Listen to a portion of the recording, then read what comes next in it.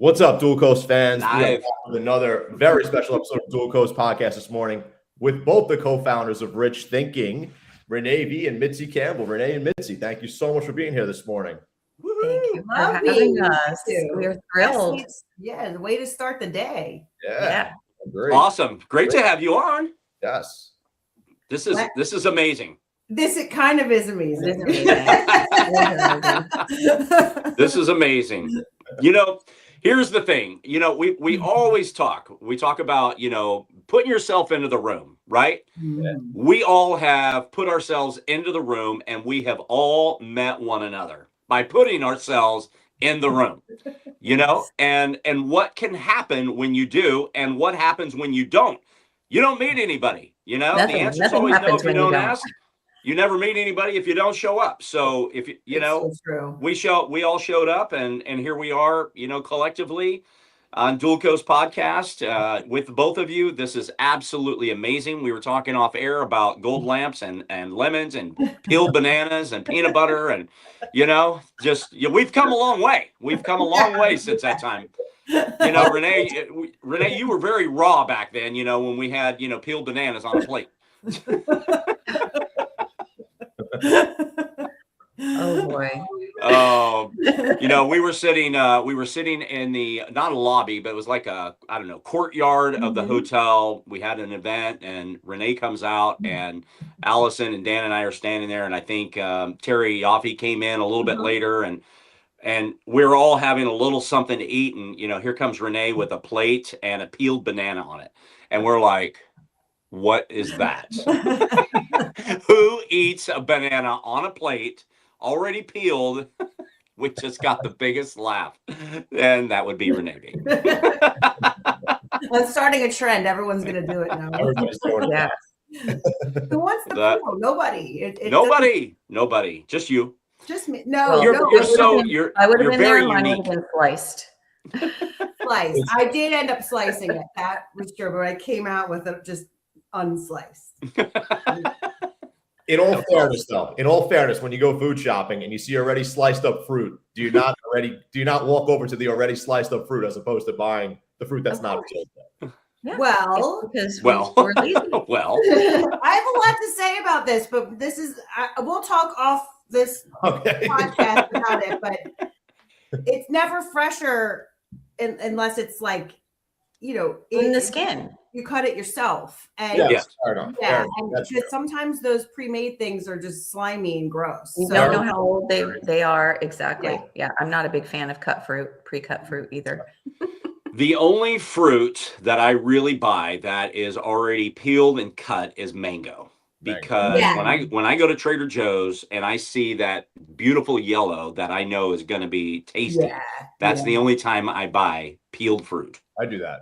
Yeah, Yeah, mango is the best. Mango is because it's not as like juicy, so it like doesn't get all grimy and gross. Well, I when think it's hard to it's kind of hard to peel a mango. They're very slippery. I agree. Yeah. So, well, this show is brought to you by Fresh Fruit. So, I don't know how we got on this topic. Well, I guess it was the banana. because we're old. Yeah, exactly. oh my goodness, so much. When I think about like evolving, okay, when I think about growth, can't help but think about the two of you and where you have come from over the last couple of years, and just seeing your growth and what's happening with your business, with your movement of Rich Thinking.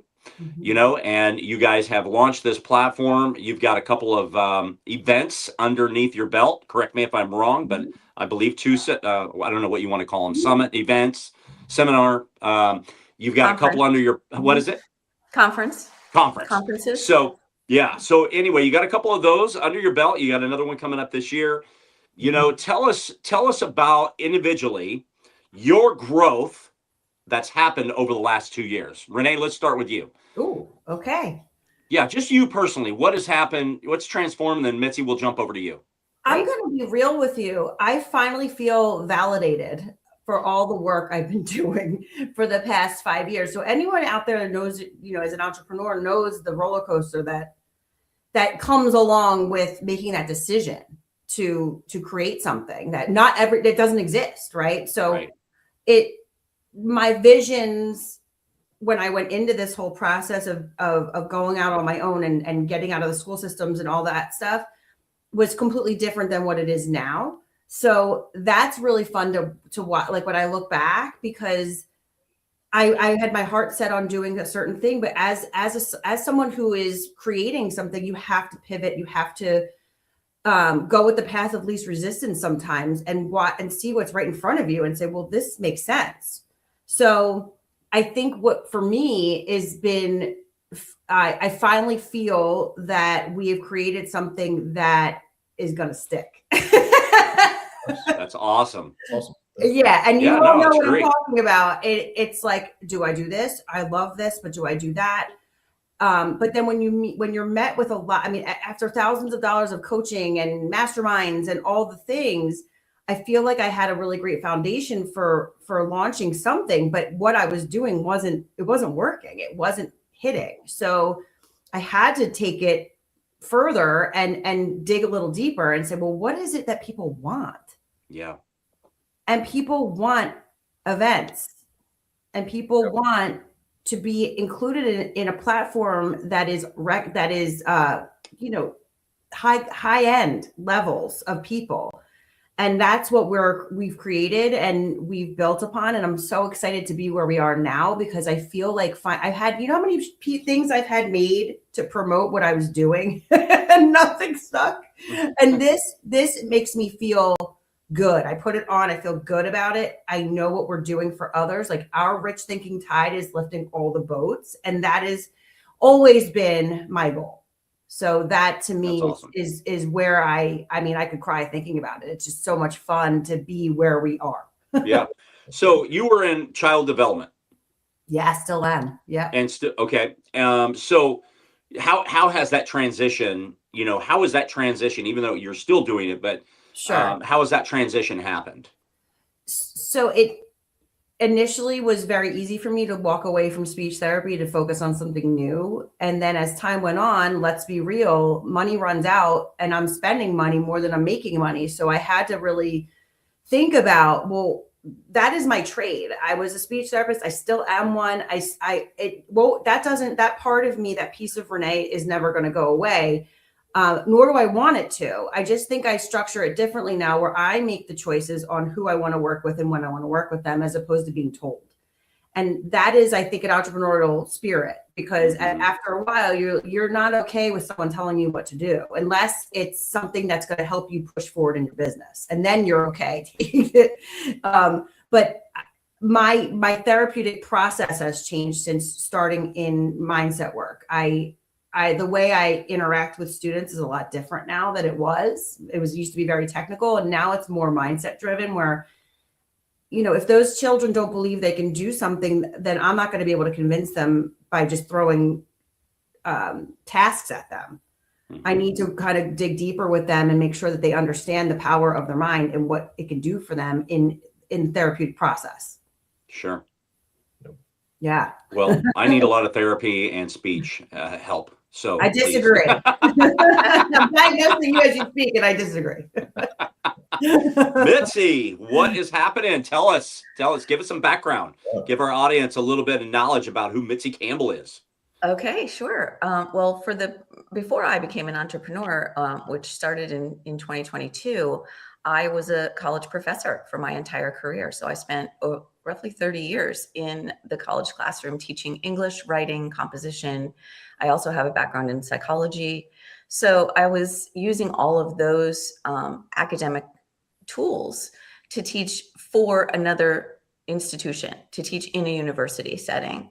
And in 2022, I had kind of a hit over the head. The universe will hit you over the head and tell you it's time to stop doing something and start doing something new, start to pivot into something new. So good. And I was feeling some dissatisfaction in the college, on the campus. Things were changing. Let's face it, COVID happened, the whole thing, and everything shifted. So I knew that was not going to be aligned for me long-term anymore, that position. And in 2022, I woke up one morning with vertigo, And it literally, my whole world was spun around. It's such a metaphor. And when I look at it now, my whole world was spun around. And as I went through the healing process and figuring out why that was happening to me, and I had some neurological issues going on, I had to spend the next few years healing and growing. And that's when I started my podcast, and I started working in mindset and personal development, using all my educational and psychological tools to teach in what I say. I went from the classroom into the school of life, teaching in the school of life.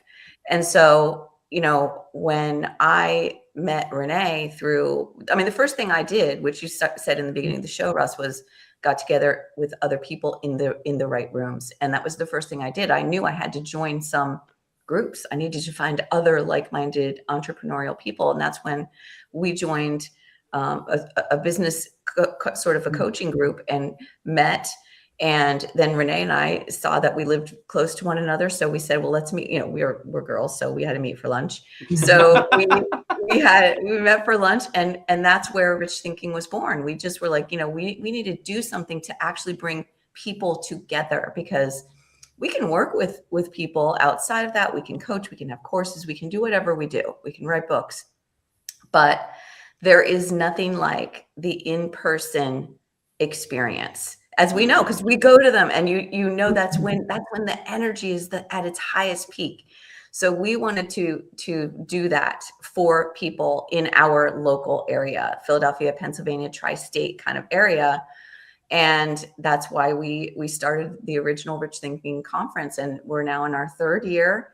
And in addition to the conference, we now have a book, because we're both in school. We came from that academic environment, and it was just a natural transition. And it's a way of continuing to bring a focus to the power of the mind. And when the mind and the heart are aligned and the energy is all firing and wiring, like what can happen is amazing. And we all know this because this is how we operate. But like there are so many people, it surprises me to this day, who don't know that. They don't know that. And so it's our mission to reach those people, just to say, do you understand how powerful you are? And if I can go through, and at the age of, I was 56 at the time when I became an entrepreneur, if I can do that at 56, and now I'm 59, and I feel like we're just getting started. So that's amazing. Yeah. Congrats on that. I hope to inspire others, especially people who are kind of in that second half of life, and thinking like, this is only the second half. Like, we got the third and the fourth quarter to go. Like, this is amazing. We got a lot of time. You can do so much. Yeah. Well, I'm going to say on camera what other people that are listening are maybe thinking, like, Mitzi, you do not look old enough to spend 30 years in the classroom. 30 years? Are you kidding me? You're so kind. Thank you. Wow, that's amazing. So before Dan jumps in, because I don't want to leave this topic that we're on right now, is take us intently and deeply into the initial conversation that you had when you first joined together, because I think that's critical for people to hear, right? Because what I want to say about that is, when you meet someone and you feel a spark, whether that's a friend, because sometimes we feel shy about saying to somebody, I feel like we have some energy here. Right. And maybe we should just exchange numbers and like not even know what's going to come of it. But I think that for us, when we got together, we were just, it's going. And so we were just like, we need to do something. There needs to be something here. We just both felt it spontaneously and both said it, because we're both the kind of people who would not be shy and who would jump in. So, that's kind of what it was like, the energy of it. I don't know if Renee has anything to add. I mean, it's like everything else we've been doing, right? We make decisions based on how we're feeling at the moment. Some of those things end up being nothing, and some of them turn into this. And that is that I think it's important for people to know, is that it doesn't have to be some monumental moment. It could just be hey, I think I traveled all over the country to go to these conferences. I looked up to see if anything was in Philly, and there's nothing here. So maybe we need to be the ones to bring. You are it. Yeah, we're it. And there are others I've noticed now, like people are coming out of the woodwork, but none of it is as I guess, noticeable because I didn't know that there was a couple conferences kind of local to me. I guess I just didn't see the information, but we wanted it to be central to Philadelphia, not the surrounding towns, because that's where, number one, it's easy for people to get to via flight or driving. And I also wanted it to be Philadelphia, because if we did it in Collegeville where I live, well, it's a big deal. Like I'm going to get a bunch of local yokels over here that just want to like get free food. But when they're like, oh, I'll take a day off of work and go to this thing, and they're going to feed me. I could just sit there all day. And that's not what we wanted it to be. We wanted it to be a very intentional space for people to come feel, when you walk into the space, feel like there's like money everywhere because it's a casino. It's hard to not feel fabulous in that place, Yeah. And the thing I want people to know is that like for us, you can just do things. And I think a lot of people forget that. And we said, okay, where are we going to have it? Renee had an idea to have it at the Live Casino and Hotel because her husband had been affiliated there. And so we went and we just booked it. And it was going to cost us thousands of dollars, but we didn't care. We didn't know how we were going to do it. We didn't know how we were going to pay for it. We knew the money would come. Wonderful. And it did. And that's what you have to take the leap. You have to, push through the fear that initially comes up and says, oh, okay, well, if we do it, we were in. Like, there's no going back. We've booked a major event space. Like this is no joke. It's not small potatoes anymore.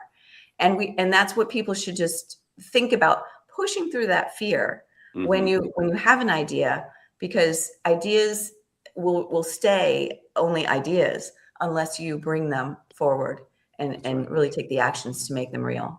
And guys, just for your reference, that was in May of whatever year it was. We had it together by October. We had it booked in June and promoted it for 2 months, and boom, wasn't it in September, the first one? It was. That was 24, right? Late September. It was September. So you're talking a crunch time, but we made it happen. And how seamless was it because we were aligned? And we just did it. You just do it. Like this is, I'm reading a book right now, and they have something, they have like a premise that I think is really powerful. It's like, if you want to do something, we assign this major importance and we make things mean so much more.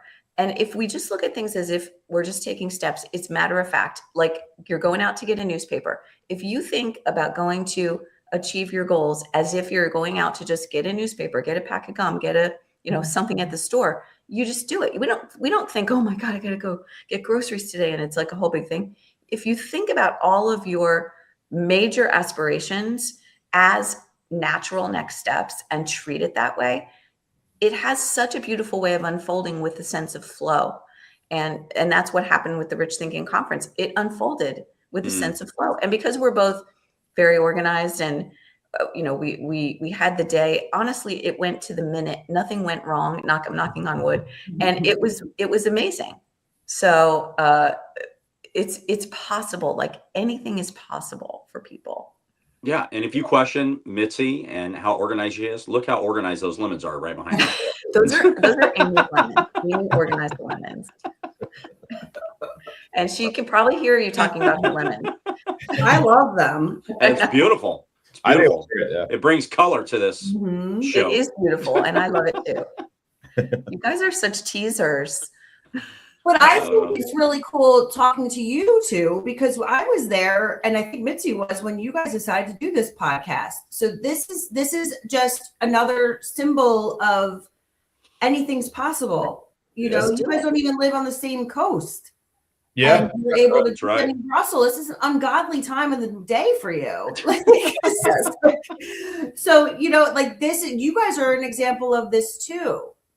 It's it's having faith in the unknown and believing that if you're feeling something tugging on you, to go for it and go. Guess what? If it fails, it fails. I mean, it is what it is. You move on. It's all information.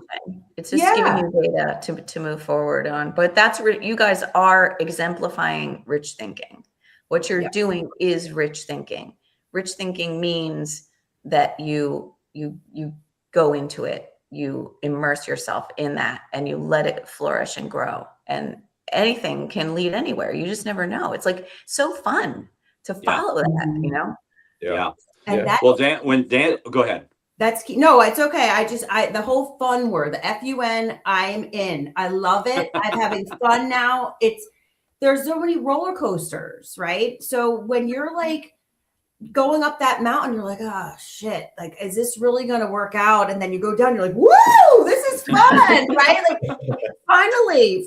And I keep saying that to people that we're talking to about, the event and our upcoming anthology. I'm like, this is fun. This is fun stuff. It's promoting yourself as the professional in your area. This is fun. Yeah. And it's important to, being able to talk to Renee almost every day and have connections with people like you guys. This is a big thing for entrepreneurs, because a lot of times we isolate ourselves. We're alone. We're tapping away at our keyboard all day, building, and we forget that like a daily sense of connection with other souls, and like, having that spirit, that energy, like to bounce off of. And it's very important to keep that alive. And so we love being able to do what we do and being able to talk to so many amazing people. And we have a lot of people signed up to be a part of this book, this anthology. And as we're going through the process, we're just talking and meeting more people, and, the connections are growing. And it's just all these little tangents and little things that happen as a result of what you're doing. Like, it's never ending. And to be able to think of that as the never ending flow of life, and the way that one thing leads to another thing. And like Renee said, if it doesn't work out, that's just one little step on the way. And it all comes together to create this beautiful life that we get to live. That's awesome. Amazing. Great job. No, it's incredible. Yeah, even in terms of the dual coast origin, honestly, we didn't know what we were going to do right away. We kind of spitballed ideas back and forth between like newsletter, different things. And then, we kind of solidified the podcast actually in Missouri, maybe a little bit before Missouri. Yeah. Talking about it in Missouri. Yes. But, Renee knew about it before I even told her. I was sitting outside. She's like, "Oh, I heard you guys doing a podcast." Renee knows everything. She has a lot of connections. But yeah, I mean, like, and honestly, we just took a shot. We put something together and we just went for it. We talked to a couple people, made a couple of connections on how to do this, how to put it together technologically, a little bit of that, a little bit of this, and took the shot, put ourselves in the room, and went for it after that, right? It's funny because the day that we met him, as I came out of the elevator, and when we met, because that was a small group of 30 people. Well, then I had already been talking with Renee for months and months prior to that. We got connected that day, but then we didn't talk the rest of the day. But then through Renee, we got connected with Dylan and Mustache Alex and Allison, and then we all met at the hotel I was at, Hard Rock Hotel, which the guys went to some other Hard Rock hotel for, and the girls and I were hanging out in the lobby, and we're like, where are these guys at? Well, they went to another place, and then they showed up. But then Allison sat between Dan and I. So Dan and I really didn't talk a whole lot because they were talking. So anyway, but there was a connection there. And then some months later, we ended up at another conference, and then, it materialized just exactly the way that you're talking about. Exactly. Yeah. We spitballed, we put something together, and then we took that leap. Like Mitzi was just saying, you have to kind of like take that leap and see what happens. You can't just sit back, procrastinate, talk about it, take a leap and put it together. Yeah. I think and you guys, honestly, you put it together. How did you do it? Because you left your house and you got in the rooms. Yeah. How else would any of us have met? No, yeah. You got to put yourself in the room. I say it to Russell all the time. Yeah. You have to. And Russell being from the West Coast, I mean, how do you meet people? You meet people through people, or you meet people when you meet them in person. It's very hard to build relationships through a screen. Yeah, you need to, there's a different vibration when you're in person with people. And, I'm all about the energetics of things, and that is really the key, because you can make a lot happen on a screen. You can make a lot happen with technology, but it's not really alive until you get in person. And so that's why it's important to do a combination of things. You know, you're going to do all sorts of things. You're going to do in person. You're going to do your own things individually. You're going to do things on screens with people. But you know, it all has a magical way of coming together, and it's a beautiful thing to notice. Very much. Yeah. Very much. Well, we had a lot of good conversation around the table, and then we went up to the penthouse, which is where about 300 people were, and we ended up having to yell to have conversation because the music was so loud, and it was just bumping. It was bumping up there. That was a great time, though. Yeah. Yes. Yeah, that can be fun too. Yeah, several get-togethers like that, and we're looking forward to possibly this year doing something like that around our conference, just to keep the flow going. Awesome. And it's important because when you invest in going to a conference, you want to listen to what's happening at the conference. Sometimes you don't have time to really connect with who's around you because out of respect, you're listening to speakers and you want to give them your attention. So we've intentionally built into our conference day times for people to mingle and get to know each other.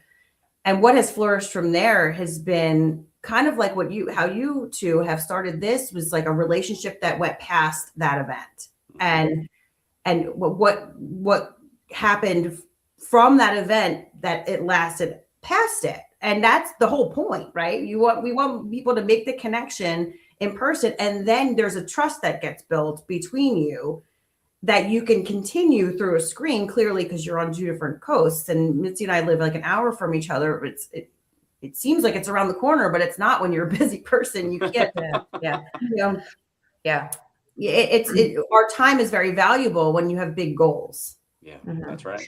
Yeah. For And sure. I mean, I think I'm becomes sure more this is valuable. happening. I have a question for you guys. Can I ask you a question about your relationship? Take do it that on over. our show. Just take Yeah. it over. Not on our show, Mitzi. Can't do it. Yes, but don't you notice that now that you are working together, like it amplifies your strengths as an individual, and then also it allows you to see how it fleshes out. Like definitely Renee and I have different strengths, and we have learned how to really make that amplified, and it really plays into our ability to build onto this. I mean, this is how we went from the conference to a book, because we just learned about one another. And I think when you're working together with other like really ambitious people in an entrepreneurial collaboration, you can learn a lot about yourself and what you do best and what you love doing, and then allow that to play off. So I wonder how that works with you guys.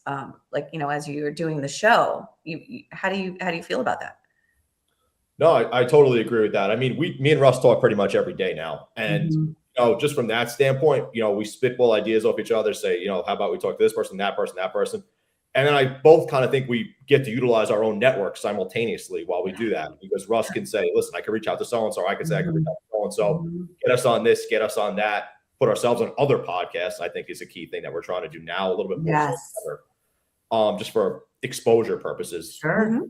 And I think, yeah, we both have certain strengths. I mean, I totally agree with that. And it's funny too, because, you know, I was never a talker. I was never a speaker or anything like that. I had nothing to do with this. I still work in medicine. I mean, patients, but I don't talk on stages. Right. And then, you know, I got on one stage in Missouri and I'm like, maybe I could do this. You know, maybe I could do this. And then Russ, you know, then we put the whole thing together with the podcast, and now I've kind of gotten used to it. Now I would say that was a weakness of mine and is slowly becoming a strength. So it's funny how you could kind of change a little bit too simultaneously, transitional period as things kind of evolve. Yeah, exactly. You build confidence that way. absolutely. Yeah, it teaches you so much about yourself. It's such a great self-awareness tool. And I'm all about self-actualization and noticing that you're actualizing, noticing that you're going through this process as a human. Like, this is what we do. Right. Yeah, absolutely. We, you know, Dan and I, you have your strengths, right? So we're working through this. And one thing that I immediately told Dan is I am not the tech person. So count me out. We got to either look to you or we got to look to somebody else to be the tech person, right? So I kind of set that from the get-go, and then it naturally evolved with our strengths, right, to what we're going to do for the actual show. So it just harmoniously came together. We're a good unit, and we work well together, just like the two of you. And so it's been a great fun ride, and we're excited about where we're going with it. So 100%.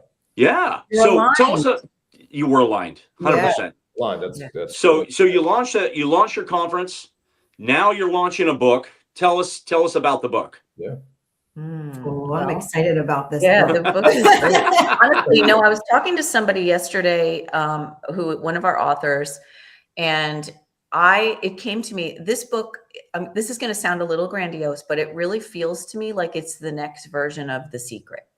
And I don't say that lightly. Like, I think that the 30 top voices, the 30 people that are going to be in this book, all have something to say that is genuinely life-changing.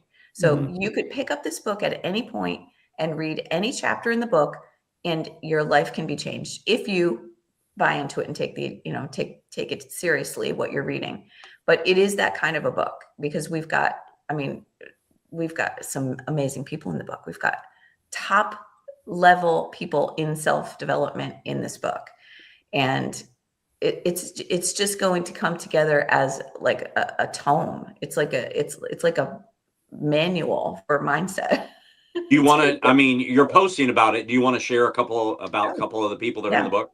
Go ahead, Renee. Girl. Oh, you go. I talked. You talk. Well, I think to preface this, the excitement from people that are pretty high level is what is fueling my fire, because when you have someone who is super busy in the world and doing huge things agree to take the time to contribute to your book, you're onto something. Yeah. Because they're not going to just do it for anybody. They're not going to, they're giving us their addresses so I can mail them something. Like there's a certain level of trust there where, I'm not going to go and stalk them at their house or give away their address where they, people can, there's a certain level of trust when it comes to that. And that I feel so grateful to have people that are doing the big things where we all want to be. Yeah. And taking the time to contribute to something that they believe in because we presented it to them, and could have easily said no or just ignored us. So for me, and I didn't expect a response from literally any of them. I was like, I'm just going to reach out to these people. And I did. And I think that's another part of entrepreneurship, that people, they don't believe in themselves a lot to make those bold moves and say, well, I'm going to contact, the situation in the Jersey Shore, which I did, by the way, spoke to his manager. And because I was like, if he wants to be a part of this, I would love I didn't even tell Mitzi the story. Like the situation? I don't know about the situation, Renee, but okay. the ridiculousness of it. But when you get people that are happy to be a part of it, it's very exciting. So, and P.S., most of these people are agreeing because we've met through events. I've been to major events. I've met people that are doing wild and wonderful things in the world that remember what it's like to be at the level we're at, trying to build something big. And this is what we're all going to do for others when it's our turn. We're going to say, oh, you need me I'm very busy, but I will take the time because I believe in what you're doing. And I was in your shoes at one point. Yeah. So I think, when you get into this world of this world where people are genuinely wanting to help other people to succeed in life, unfortunately, you do run into a lot of inauthenticity. You run into people who do not have good intentions. And so I think when you establish yourself as someone who, with genuinely good intentions, who is authentic, who really is walking the walk, that's when these people can see, because we see the opposite so much, that they can see that this is the real deal. And they want to be a part of that, because we want to be aligned with the people who are the real givers in the game, the and people givers who are making a difference, and the people who are authentic. Yeah. So we have, I mean, just to name a few names, we have Amberly Lago in the book. We have Coach Michael Burt in the book. We have Rudy Reiston's in the book. Saul Blinkoff is going to be in the book. These are all, we have an NFL football player. Wow. Ginger King is going to be in the book. We just have so many. And then we have a lot of amazing people who might not be as well known, but are also very heavy hitters in self-development with just Rich crazy thinking. Powerful things to say. Yeah. Right. Yeah. And they don't need to be famous. It helps if you are, you because that's another thing people should know that are listening is it doesn't matter how many followers you have. No. I want to tell you, just from being in this business, like I kind of alluded to the fact that there's a lot of inauthenticity. Half of those people that you see, those followers are not real. They are purchased. They're paid. That girl carrying the Birkin bag, it's rented. Like this stuff is not real, and you cannot base your self-esteem, your life, your aspirations and goals on what you think other people are doing just because they're putting it out there, because it's not real. Yeah. And it's very important to stay. That's why having a partner like Renee and you guys too, you keep each other grounded. You can remind each other, don't get down about that because it's not real. We're real. This is real. And what we're doing is real with the book, the conference, and everything we've got going on. It's awesome. I applaud that. I applaud you. That's fantastic. Yeah, it's a lot of fun, but it's hard. It's hard to make a name for yourself in this world. I mean, you can see how many people are out there and it looks like they're killing it, whatever. That's why they buy followers, because it is hard.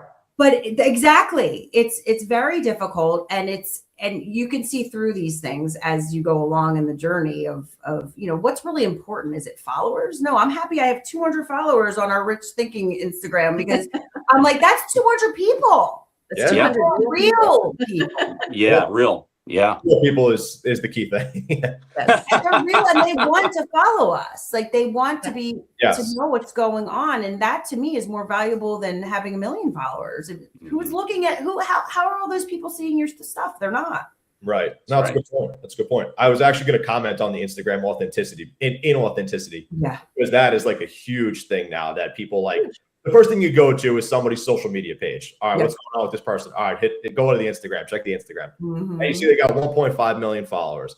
But it's like, okay, now everything around it is fake. It's all in this different world. But the problem is that so many people believe that it's true. That's another problem, is everybody's like, wow, look at this guy, man. He's on stage here. He's getting probably 50 grand to go on the stage. But half it's probably not true. Half it is a facade that just wants you to be sucked into that life. Yes. And sucked into it and get, pay for something. Yes. And get, for lack of better words, conned into something that you're paying for. It's all aesthetics. Yeah. It's all. I mean, I personally, it's so funny because I know that a lot of people's stories that have all and in my head, I'm like, well, I know I'm very authentic, and I'm posting real things. And, if I post that I got a new car, it's because I can pay for it, not because I'm showing you, that I have this car. And then you're telling me that you can't afford $1,000 for something.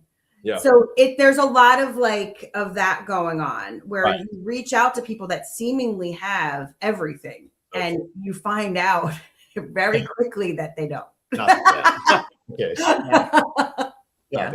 When we get to peek behind the curtain, and and it's good though. It's all a learning process because it teaches you what not to do. Right. It teaches you, about yourself and your own values and what you want to be building and aligning with. So it's all good. It's all positive. It's all a net positive.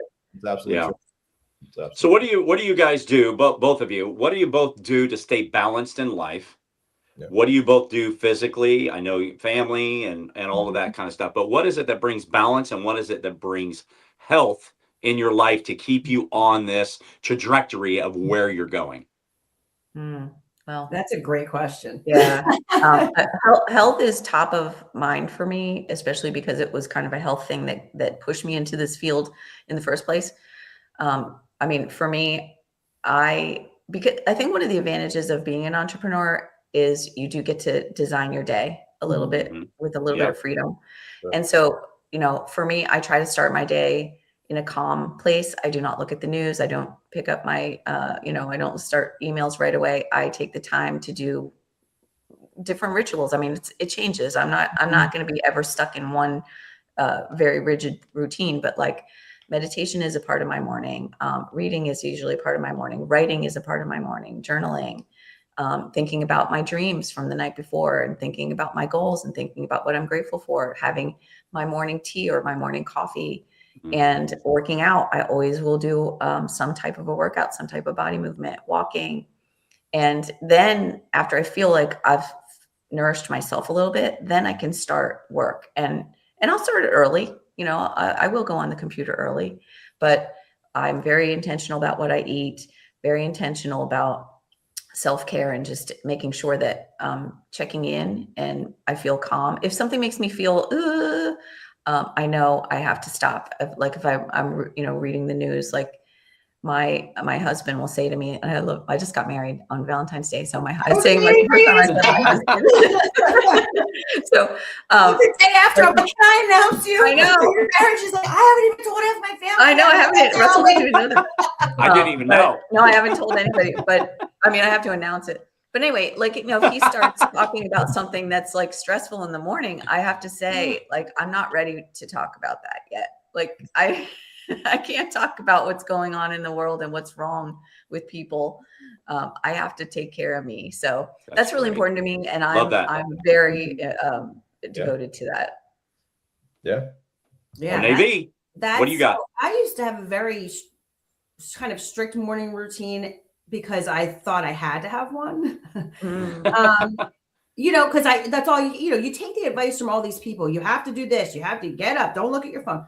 Well, after a while, it wasn't working for me because then I was feeling stressed out about all the things that I wanted to, like, before I even get out of bed, I'm emailing people back from the bed. Like, I'm like, let me just get these things out of the way because I have 2 kids here that need me. So if I'm making my whole morning about, Zen stuff, which is great, I do that as well, but I have to get them, up. Well, not really at this point, but I'm still their mom and I still have to be present. But the stress of not like knowing that I emailed someone and waiting for them, and because I have my hands on a lot of things right now, so like I have to compartmentalize with the therapy, like the evals that I'm doing, and then posting on our Instagram, and like there's a lot of things that I don't think I would be able to be calm in the morning until I address whatever has happened since I put the phone down the night before. And then I get out of bed and I feel like I can start my day. So I'm kind of the opposite of Mitzi. And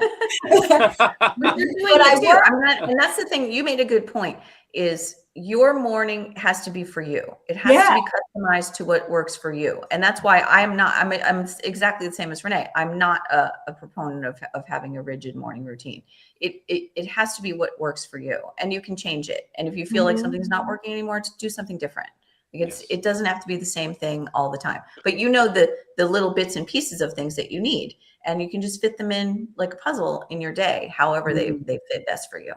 Sure. Yeah. And yoga and meditation for sure is, some kind of body movement, something for your mind, something for your body, something for your spirit, is all very important. And whatever that looks like, it could be different every day, like you say, but, sometimes we take advice really seriously, right? So if someone's really successful, like, this is what I do. I have a 2-hour morning routine. And I'm like, look at wow, do you have 80 hours in your day? Because that to me is a huge chunk of my morning, like to do that. But, we can't compare to anyone else. What works for them might not work for you, or vice versa.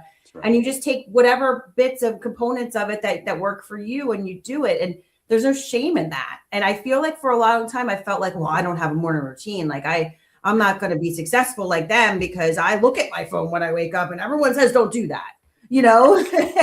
So it's different strokes for different folks. That's it. There you go. That's right. Good way to put it. It's a good way to put it. So I want to ask this question. You guys put together this conference with high-level entrepreneurs, speakers, authors, people of high success level. But a lot of people who enter that room might have a scarcity mindset when it comes to finances. they might have been grown up that way subconsciously. Do you believe people create their own financial ceilings through subconscious beliefs? Yes. And God, if yes. so, how would they break through that ceiling? Ooh, this is fun. We don't have a lot of time left. I don't know what.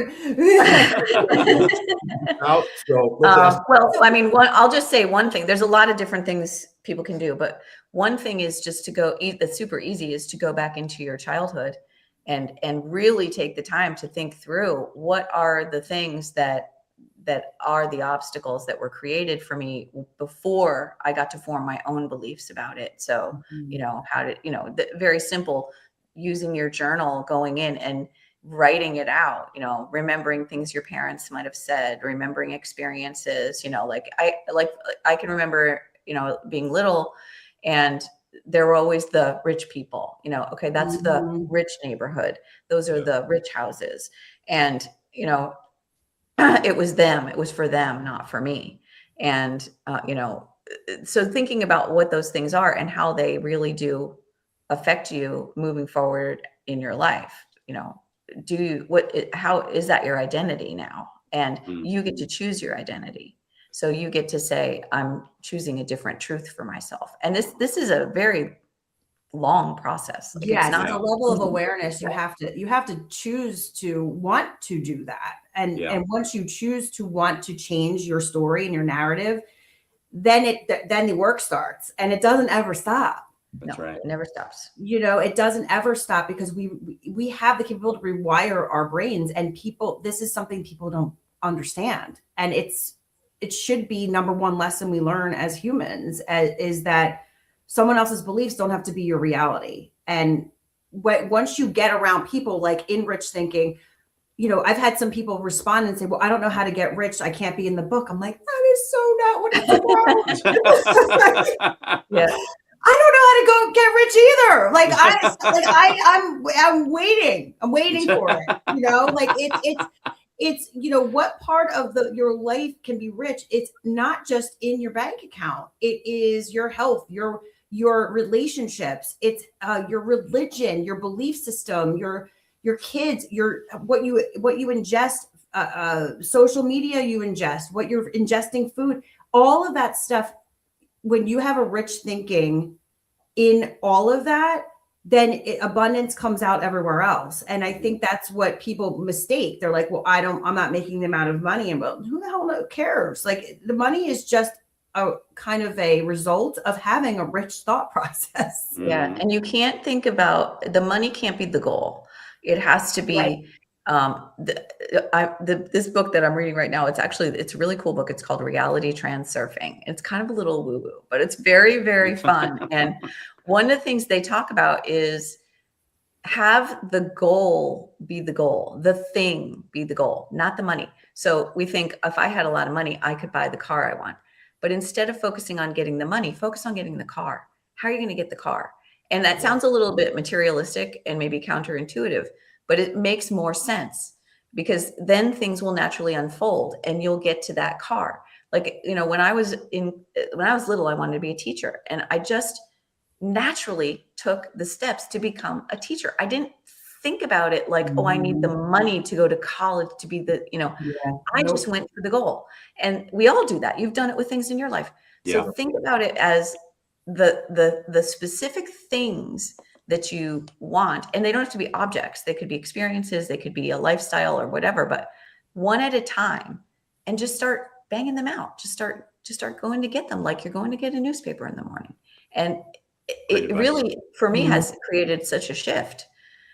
We place such a major importance on the money, and it becomes a source of anxiety, but money is just energy. And there's so many good books about, you know, you can go out. This is another really good tool. Just go get a great book about, there's so many. I can give you a list. We can give you a whole list of books that people can read, but it's all about just making a shift. And it's like, you know, we all know somebody. Like, I have this friend, he has a lot of money, and he always has like a Lamborghini in the garage and a Ferrari. He's got all this stuff. And recently something happened, and he had less money. Let's just say he didn't have the same level, and he's not worried about it because he's broken through the barrier. He knows he can just get it back. And when you get to that point of like, I don't worry about where my next, my breakfast is coming from. I know it's going to come. And even so if you can sort of translate that and somehow continue to just focus in on living your best life and being happy and cultivating those high level emotions. It's all about like the high emotions and the frequency and all the energetics that are around it. And then it comes, it happens, and you live a rich life, regardless of how much money you have in your bank account. Yeah, that's right. That's right. Last question. Wellness is not about perfection. It's about progress. Tell our audience, from each of you, what does that statement mean to you? Repeat it. Sorry. I just zoned out. Great answer. Wellness is not perfection. Yes. It's progress. There's no perfection out there. What is perfect? I don't even understand why that's like a word. Good answer. Good answer. We don't hit our peak and like go back down. Like we are constantly going up in our lives, right? Yeah. I don't want to be like, oh, I made it. No, there's no making it, right? You have to make it along the way. So we don't want to hit a peak, guys. We want to keep going up until we're no longer here. Yeah. And then you could say, then you could say you made it. But it's the consistent work that I know personally I've done on myself over the past 5 years even has illuminated my life, because I know that I have a choice to wake up and say, thank you. Thank you for another day. I'm here. I'm breathing. The sun's out. Oh, if it's raining, okay, it's raining. The flowers need rain. Like it's your thought process of how you choose, because it is a choice to spend your day, and how you want to feel is completely up to you. But that takes a lot of work and practice, because there are times where you just feel that valley. Everyone knows it.